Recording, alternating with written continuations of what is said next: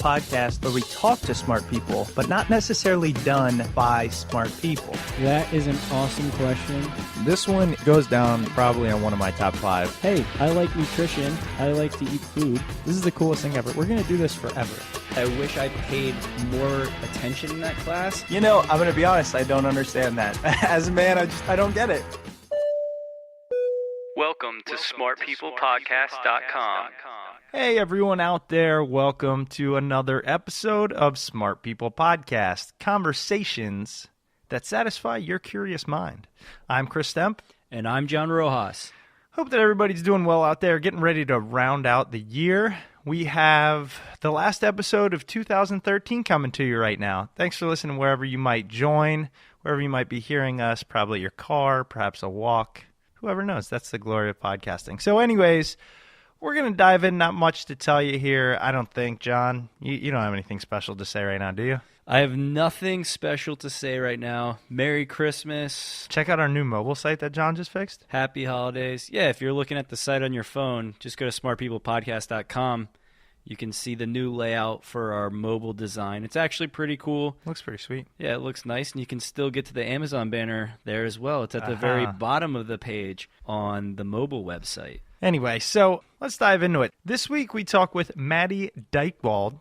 She is a leading expert on the changing demographic trends, both generation and gender related, and how they shape the marketplace, the workplace, and our lives. As many of you are probably aware, the baby boomers are aging, they're retiring. It's leaving a massive gap at the top of the corporate food chain, if you will. You got these young bucks, the millennials, and whoever comes after us. And they're changing a lot of the way that we work, working remotely. So Maddy co-founded a firm called AgeWave.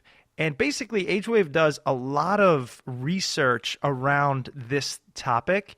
And they present and they explain it to their clients and really to the world to help understand what our demographics and the change in these demographics is doing to the economy. Maddy is also an author. Her newest book, Influence: How Women's Soaring Economic Power Will Transform Our World for the Better, explores how women are the major change agent of the decade to come. Maddy writes for a lot of places on the web, all kinds of cool places like Bloomberg, Businessweek, Forbes, Newsweek, Time, you name it, she's probably written for it. So go check her out. Check out her website, MaddyDychtwald.com. And tell a friend about Smart People Podcast. We're really trying to get the word out. 2014 should bring a lot of awesomeness. We appreciate you listening. Tell us what you think, smartpeoplepodcast.com. We are going to turn it over to Maddy. Enjoy.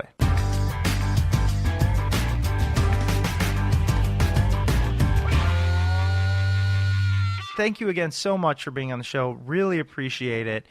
Before we kind of dive into more, could you give us just a quick background about yourself and how you got to be all that you are, which is the co-founder at AgeWave and an author, consultant, all that good stuff? I don't think too many things go in a straight line, and my life has definitely not gone in a straight line. I started out way back when being an actress, and I worked on a soap opera for a while, did tons of commercials. I mean, I was a working actress, and when I was doing that, I was fascinated by the whole idea of aging, because I was in my 20s and I would hear women in their 30s complaining about being old. And I would take a look at them and I would say, what, are you crazy? Mm-hmm. I mean, you're a young woman and will be for a long time.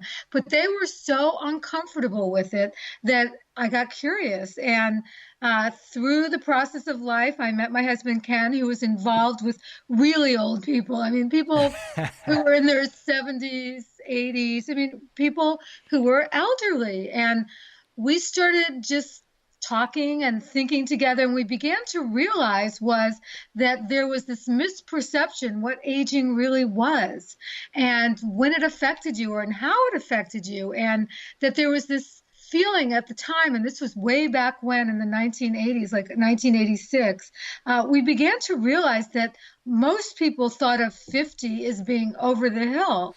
And, you know, when you think about that today, that seems ridiculous.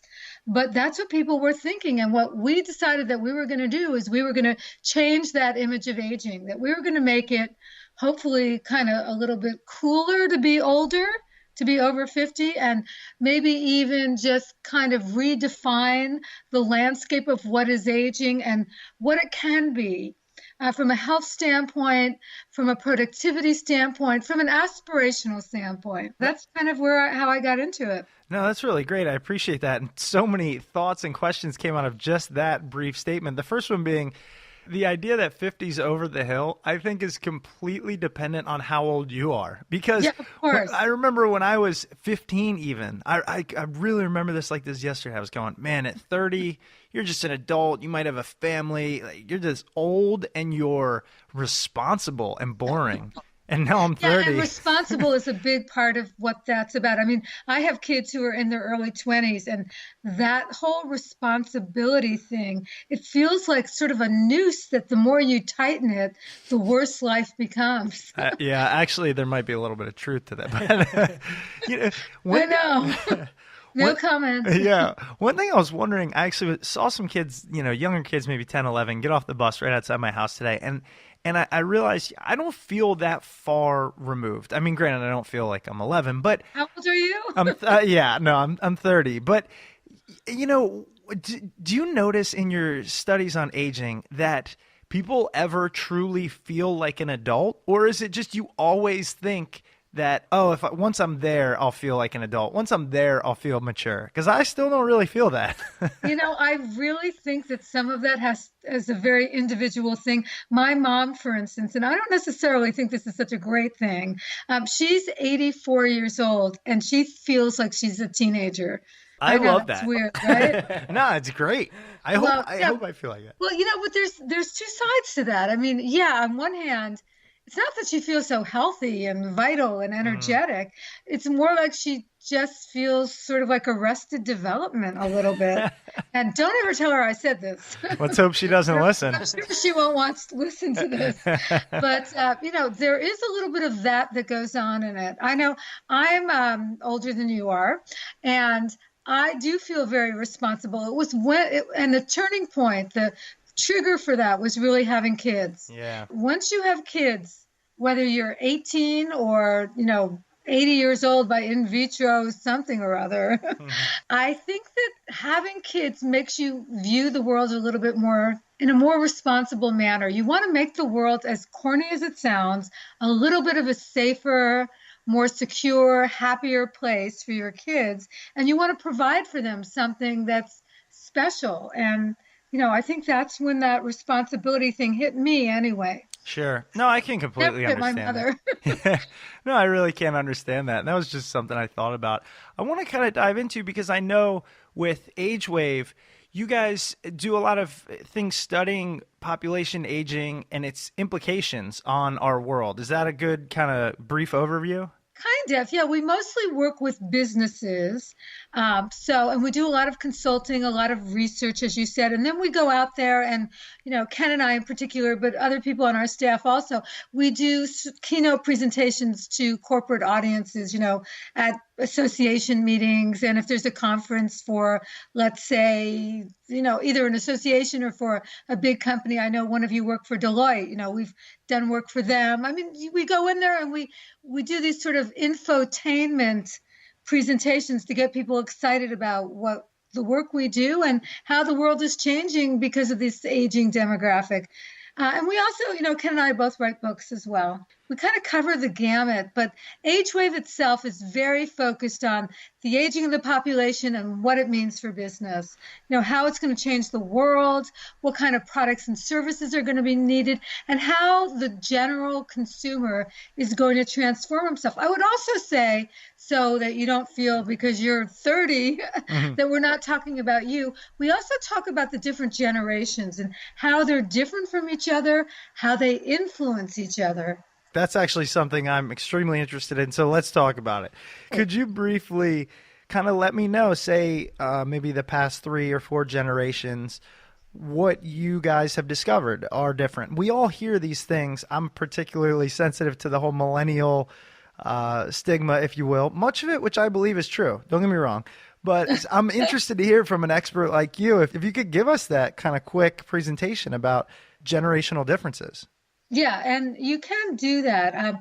There's basically four generations alive today. So the youngest are the millennials, and I'm not sure you actually fit into the millennials. You're just at the edge. Some people would say you do, some people would say you don't, and it's not based on. It's population bubbles, if you will. How many live births are there in a particular year is how a generation ultimately gets defined. But the millennials are the youngest, and they're children of both Gen Xers, but primarily baby boomers. And they are mostly, people think of them as being very highly educated overall, but yet we know there's a segment of them that are very undereducated. But in general, they like education. They're comfortable with technology. People think that they have self-esteem issues, which is, I'm sure, one of the things you're referring to, because they've got trophies just for showing up instead of for performing well, and that's followed them. That rep has followed them into the workplace, and that they're very picky. But you know what? I don't really blame them, because us, the parents, the baby boomer parents, which I would put myself in it, we told our kids, you know what, you should find your passion and follow it. And that's what you're trying to do. So it true. It makes a lot of sense to me. So, my bad. I created that. But, and my kids are, definitely like that as well. I mean, they seek education. They really want to feel, they avoid the 9-to-5 rat race, as they think of it, and they try to be more free agent type workers. And they try to be very passionate about the things that they work on. They take work that seriously. Now, again, some people think it's self-indulgent, but I think ultimately it's going to be great for the world. Then there's the Gen Xers, and now that's the smallest population segment. It was a very, very small generation, and as a result, they don't get a lot of respect. People bypass them; they don't pay attention to them. But they were sort of that latchkey generation. Their parents were the first generation with high levels of divorce. Many of them had to end up taking care of themselves because both of their parents were working. They had dual income parents, so they were so they're very independent as a result. Yeah, they're more independent. They're very relationship shy. They took a lot longer to get into relationships when they did, and were a little more frightened about them. And they like to work very independently in the workplace. And I'm sure, people like that. Sure. In fact, you may be a little bit of that yourself. Then, of course, there's the baby boom generation who've always, and I'm one of that generation, they've always had a bad reputation. It's sort of the me generation, the generation that was narcissistic. And, the first generation, by the way, of women to not just be well educated, but enter the workforce and stay in the workforce and take on positions of power. And I think when people look back at the baby boom generation, they may think of that as being the biggest gift that generation provided to the world at large, frankly, changing the role of women. And the oldest generation, I know I'm just giving little snippets here, but the oldest generation are the maturers.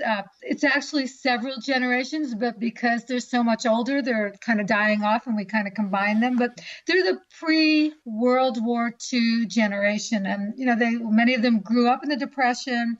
They're much more financially concerned, worried, and practical. They also are the kind that were very loyal to their employer. They mostly had just one job their whole lives, and they're the ones who've taken early retirement and are living in all these retirement communities all over, Florida, Arizona, New Mexico. Wow. No, that's perfect. I really appreciate that, because I was kind of hoping from your perspective and all that you do in this arena, we could get that little overview. Now, when you go present to, say, a company like Deloitte, or often the types of companies you go to with AgeWave, what are you usually trying to get across to them? Are you trying to benefit them through the business they do, or are you trying to help them manage their workforce better, or both? Mostly I'm trying to open their eyes to the opportunities that are inherent with either the aging of the workforce, aging population as a consumer base, and or, the whole women's thing because I mixed it all up. Probably it's like a mashup pretty consistently. So, for instance, just as an example, we do a lot of work in the financial services realm. The people in the world of financial services, they are dying to understand the women's market because over the last 3 or 4 years, women have become investors, and this is relatively new stuff. And they're not used to dealing with women as their clients. They're really good at the bulls and the bears, but to really have a relationship, which is more what a woman is looking for, and to talk about more than just the numbers, which is definitely what women are looking for. I'll talk to them about that and tell them how they can make their practice more effective and get that woman client aboard and make her happy, and or even more important, couples. When you're looking at financial services, for instance, 75 to 80% of all the clients are couples. And again, financial advisors were used to dealing with just the guy. Mm-hmm. And that's completely transformed itself in the last 5 years. So they need to understand that. So that's one example. Another is if you're going into, we'll stay with financial services just to be practical. They're very interested in the baby boomer marketplace because they're close to what's been traditionally retirement age. They're not retiring the way their parents and their grandparents did. So they're very, very interested in them as clients. And on the flip side, a company like Deloitte, a company like Merrill Lynch, or any of the financial services companies, they're also interested in that aging workforce because boomers just aren't retiring the way their parents and their grandparents are. And the generation right behind, the Gen Xers, as I've already mentioned, it's a smaller generation. So they want to hold on to, the employers want to hold on to some of that talent in the form of baby boomers. And that's definitely something I wanted to talk about. Many of us have heard about this talent gap between baby boomers and Gen X and even Gen Y. What have you guys learned in your discoveries in your business? How are we going to fill that gap? Is there going to be this real dearth of talent, or is that just somebody trying to create fear and news out of not that much? Well, there is something there. I mean, if you go by a strictly demographic observation of the dynamic that has taken place, and you look at it from a traditional perspective, it's a huge problem that we face. Huge. However, as I just pointed out, baby boomers just aren't retiring the way their parents or their grandparents did, nor should they, by the way, for a variety of reasons. There's like about 3,000 reasons, but, you could just whittle it down to the fact that they haven't saved enough for retirement and they're living longer. So, you put those two things together and they don't want to be bored. I mean, they want to stay engaged. So they're going to stay in the workforce longer than anyone ever expected. And that's got some good news, bad news attached to it. The good news is, companies need that talent. That's awesome. But, the Gen Xers who are right behind them, they feel like the baby boom generation has been in their way every step along their path at work. And now they're going to stay longer? Give me a break. I mean, they hate that. I can actually really totally understand that because maybe it's a millennial thing, but I know many of us feel like even after we've only been in the workforce 1, 2, 5 years, we should be in a position of power. We know about technology and we're fast moving and nimble, but there's something to be said about experience, something that I didn't realize for a long time in the professional world. And so I can imagine, the struggles between those that have the experience saying, hey, you have to earn your stripes, and those that are trying to push through that barrier. Yeah, there is a difference. But, to your point, I think it's important to remember that each of the generations brings different characteristics, different strengths to the party.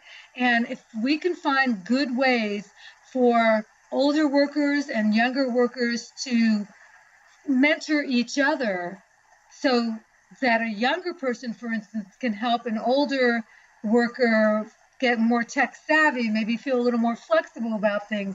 And this older worker can help them gain some of the experience and wisdom that they've taken, years and years to accumulate. I mean, it's a win for everybody. Have you guys found through your research like an optimal pairing of generations? Are there two generations that work the best together? It's a really good question. And I'm just speaking anecdotally. But anecdotally, I would say that the millennials and the boomers work very effectively together. And part of it is that they don't feel competitive with each other. So that you take that competitive edge away, and suddenly it's an open door. I mean, the baby boom generation, I think, really wants to use the word that everyone used, to mentor. They want to pass down their knowledge and expertise to somebody who cares about that knowledge and expertise. And who better than someone young? And at the same time, they have a little bit of a fear, but a strong interest in staying relevant in terms of technology and being able to use Twitter and Pinterest and everything else that's social media and technology oriented in a very effective way. They feel intimidated by it. And if somebody could show them who was younger in a way that didn't make them feel like an idiot, then that would be awesome. That's what John does. Well, at least that's what he tries to do. I think that's why they pay him at Deloitte. But oh, well, that's good. So somebody's got to do it. Yeah, that's true. I want to transition a little bit because I can tell the passion that comes out when you talk about kind of the changing landscape of women in the workforce. And I think it's a really cool topic, one that we haven't talked about too much, and one that, frankly, I'm not extremely familiar with. So, and I know your book, Influence, How Women's Soaring Economic Power Will Transform Our World for the Better, is recently written, and you talk about all these things. Could you kind of give us an overview about your thoughts on that? Oh, wow. That's a huge question. Yeah, I know. Well, let me try to put it into demographic terms. And by the way, the reason I love demographics, which I think are so important, most people think I'm a total nerd for loving them. But what I love about them is that they are completely predictable. And in this time that we live in, where there's so much that's unpredictable, it's great to have something that's predictable because it gives you a window into the future. And business leaders have long understood that if they can have that window into the future through demographics, their job just got a lot easier. So I think of the women's thing as a demographic issue, and the whole role of women and their economic future, I think of it as a great human leap forward, something that may be the biggest change agent for this decade and the next several decades. And it doesn't just affect women, it affects men equally. And to me, that's one of the most important points to keep in mind, because when you change the balance of things, it sometimes can feel like the other side of the equation is losing something. But in this particular instance, with women gaining economic power, I believe men are actually gaining something too. I actually completely agree. I mean, people always say, "Oh, do you think you could be a stay-at-home dad?" I'm like, "Hell yeah! If I could find a sugar mama." I'm not saying that's what you're alluding to, but we have something to gain. That's exactly what I was alluding to. But yeah, there's some truth to that. Yeah, I know that when I was doing focus groups, when I was working on my book, this issue came up all the time, and I would sometimes do focus groups with men. And in one instance, I did them here in the Bay Area, and the group was a group of men, a couple guys in their 20s, 30s, 40s, 50s. We even had a guy in his 70s at this particular focus group. And this whole issue of, what happens when women gain economic power. There was a young guy in his 20s who stood up. He was a teacher, and he stood up, and he was a swim coach also. And he said, "Hey, you know what? I would love to have a woman marry me, be willing to marry me, who was like this hotshot executive, because then I could do what I love, which would be to stay home with my kids." That would be fantastic. And what was so interesting is the younger men in their 20s, 30s, and 40s, they were nodding. They got it. They understood. But the men in their 60s and 70s looked at this young guy like he was an alien. That's really interesting. Yeah, it was interesting. I don't think I've thought about it much because I wouldn't mind it, but I can see that's a recent occurrence. The idea that it would even be okay for the woman to be the primary breadwinner. And I know that as it comes out of my mouth, I know it's pretty obvious, but I'm even going to say not even just the primary breadwinner, but like an equal breadwinner where both of you guys are bringing in income and able to do the things that you love And that way there's not all the stress and pressure on one person in the relationship. I mean, that's something that I think more and more people, I'm starting to see my friends do the same thing. And it's a good thing to see because I guess it alleviates some burnout. It does. And it also gives people the chance to what I think of as cycling. For instance, do you really want to do the same job for 20 years working? We all know jobs are not 9 to 5 anymore. If you want to, rise up in any kind of a company. I mean, they're like 60 hours a week in some instances. I mean, they can be really difficult. So maybe you want to go back to school at some point, or maybe explore a second career. And if you have a relationship, a partner who can pick up the slack for a couple of years while you find your sea legs, isn't that awesome? Oh my gosh! If we want to get into that talk, we can talk for another 2 hours because I mean, John and I both completely agree. How have you found in doing all this work? How is this affecting family life, though? Because I mean, complicated. You just hit the button. Yeah. No, I'm just interested because that's my mom. She was a stay-at-home mom, and so I understand how that works. And now I'm like, oh, how's it going to be with dual income, 2 parents working, which I'll probably have in my relationship. Yeah, well, and I had that in mind, and it's very complicated. The part when I interviewed women and men, what I heard over and over again is the most difficult thing. It's a great concept. Yes, we're going to help each other. We're going to both be very empowered. We're both going to be able to do all the stuff we love, and we're going to get to spend great time with our kids. It's an awesome concept. But the reality of it is that it's a constant negotiation. And that constant negotiation is very tiresome. And you're continuously making compromises. Just as an example for myself, my husband and I, back before we had kids, we were both on a fast track and traveling all the time and working really hard. And we had kids, and we had one kid, and then we had a second child. It's the second child that really gets you. And, frankly, you both want to spend a lot of good time with your children. I mean, it's not like one parent loves the child more, but I was willing to say, okay, we can't continue on like this. I mean, it's just not fair to these 2 beings that we brought into the world. So I went to working on a flex time schedule. And so my career, honestly, I was able to keep my hands in the game and continue working, but I wasn't on a fast track the way I was before. And that's just what's so. That really got me thinking, because the whole idea of flex schedules, or I know a lot of my friends who are women who are nurses and they work 3 days on, or however it might work. Everybody, or a lot of people, say that's due to technology and the ability to work remotely. But It also could be the result of we have both adults working and something had to give. Somebody has to be at home. We can't always put them in daycare. And it was kind of a natural way of working itself out.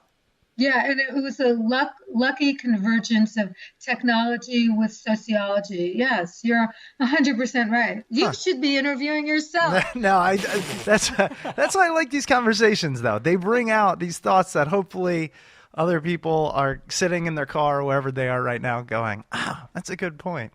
So, yeah, it is. It's a really important point. And, it's a continuously changing environment. So we'll see what happens, But I know that young people today assume that let's face it. And this is at the bottom of things, honestly, whether we like it or not, what used to take one income to take care of a family back in the 1950s now requires 2.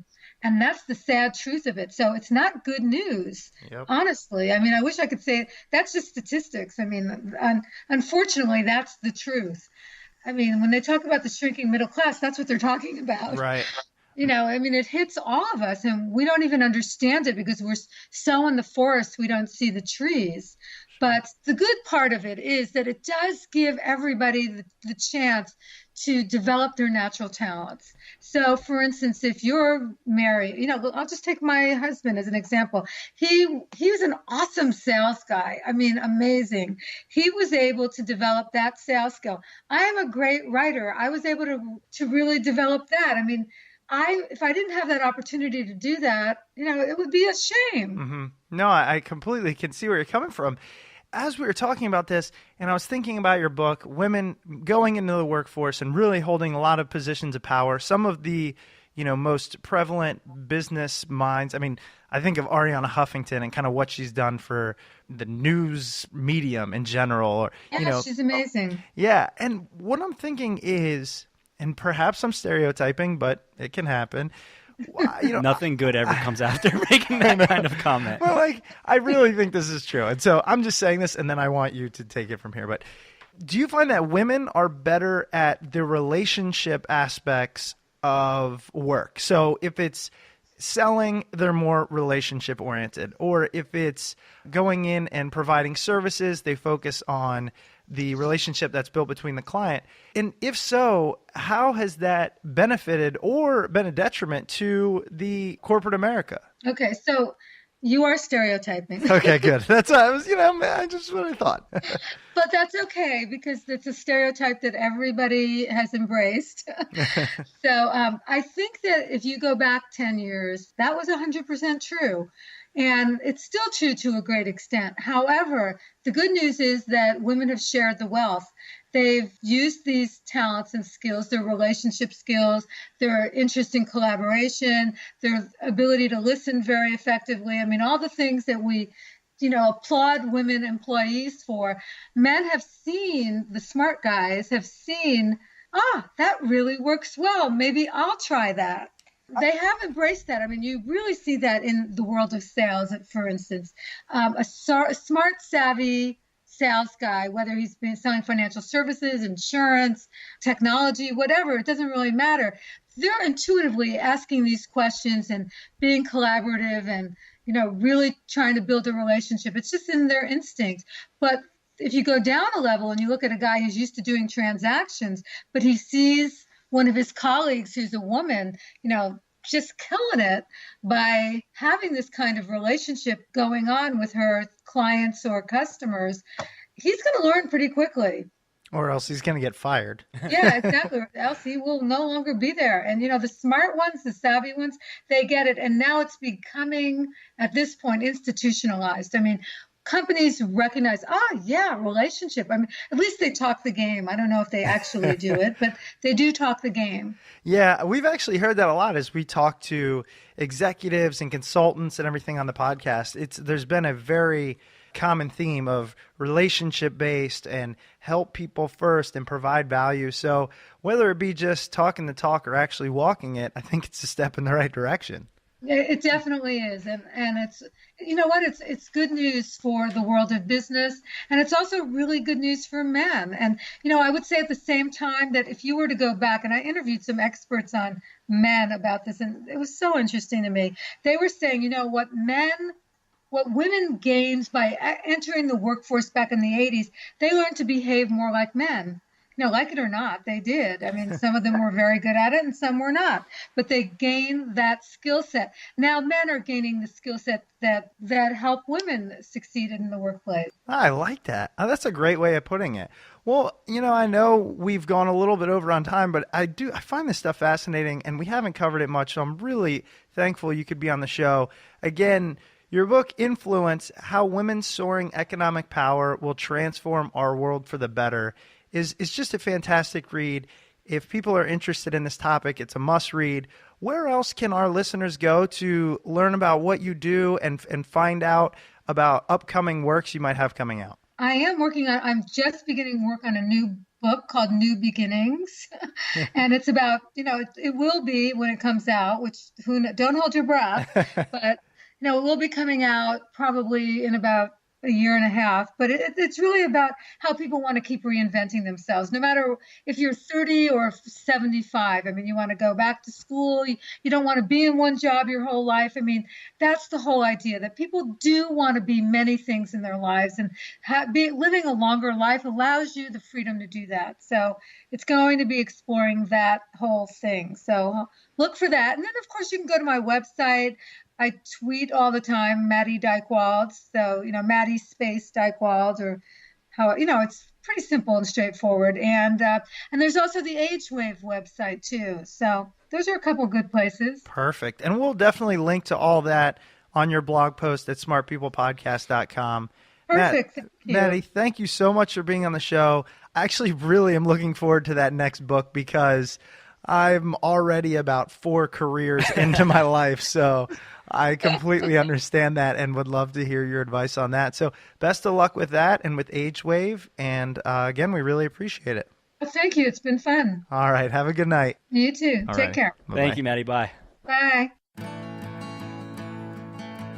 Thanks for sticking around. I hope you guys enjoyed that interview with Maddy. Please head over to smartpeoplepodcast.com. Check out the website. See what's going on over there. Head over to iTunes. Leave us a review. Oh, yeah, we haven't had many reviews lately. We got to do that thing. We're going to give some stuff away. We'll do some type of contest here in the near future to give away some cool prizes for people that leave iTunes reviews. Yeah. It'll be easy. Yep. But you got to be connected either on Facebook or probably our newsletter to find out that stuff. But anyways, all in all, it's been another great year. Thanks for being a fan. Tell a friend. Holler at us. And we hope to have a great year to come. Here's to 2014.